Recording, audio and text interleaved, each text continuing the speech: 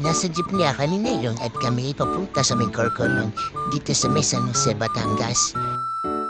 Dahil kakain mga patay gutom ng sikat na overload na loming nila dito. At ayan nga, tamang abot ng saya ng bayad. Habang ako, ito, pa-fresh lang. Nakababa na nga kami at patuloy na kami ng pedestrian lane. At po, yun mo naman ang pupobi na mga kasama ko sa planeta ba itong mga galing? Pok! Vlogger isang atake. Kahit magulo ang buhok, may mga hangover at puyat pa nga ang mga yan dahil galing kami sa inom ng katabi. Pero tingnan mo naman mga pregi laban na laban sa kilaan. Maaga pa nga at malamig ang hangin dito sa Batangas kaya hindi pa masyado mainit sa nilalakaran namin. Napakalayo na nga ng nilakad namin mula doon sa binabaan namin. Pero tingnan mo laban na laban ang mga plane natin dahil magutom na nga ang mga iyan. Tamang kulitan lang, harutan, chismisan para maliwang kami at hindi namin malayan na malapit na para kami sa pupuntahan namin. At ito na nga, nasisilayan na namin ang Corcolon. Sobrang daming edad ng tao, sobrang daming ang sasakyan ang nakapark sa parking lot nila. Siguro, kaya na po silang sobrang aga dito. Kami kasi, mula sa bahay ng kaibigan namin, isang sakay lang ng jeep at pababa namin, lalakarin na lang namin ito papasok. Tingnan mo nga naman yung maganda naglalakad na yan. May pa-mirror shot pa. Ito na nga, nasilayan na namin ng Corcolon Loming House. At sponsored pa nga ng Pepsi yan. Mukha na rin. Pumasok na nga kami dito sa may Corcolon Loming House.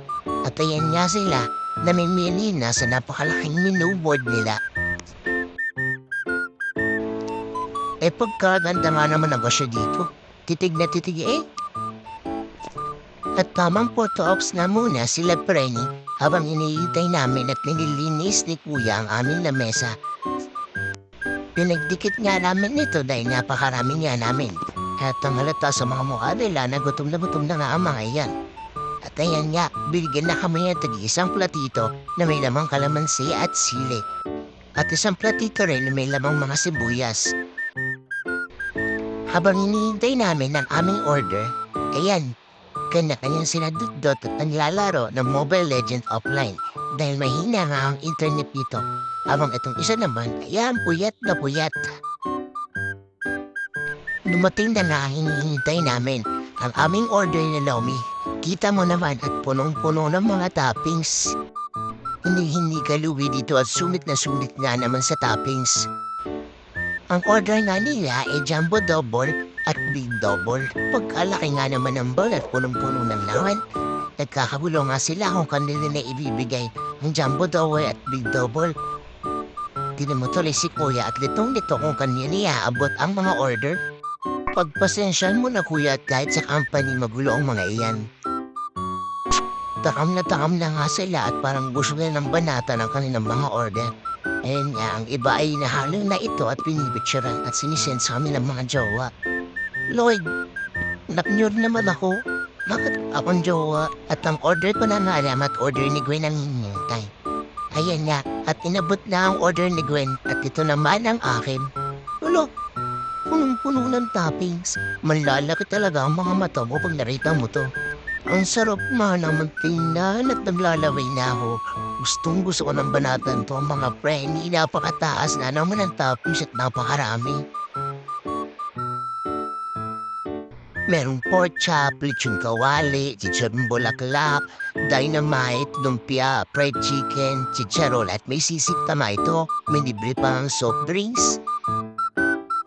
At inumpisa na nga namin kumain, hindi naman halatang gutom na gutom, di ba, Suneo? Tinan mo naman sila, subo dito, subo doon, halo dito, halo doon. Team naman ang natin mamaya kung sino ang huling tatayo at huling makakaubos ng napakarami ng order na Lomi. Laban lang guys, walang susuko, itimpi yung natin dito kaya dapat laban-laban. One eternity later. At ayun, tapos ang laban, ubos, simot. Kaya pa? Ayaw niya.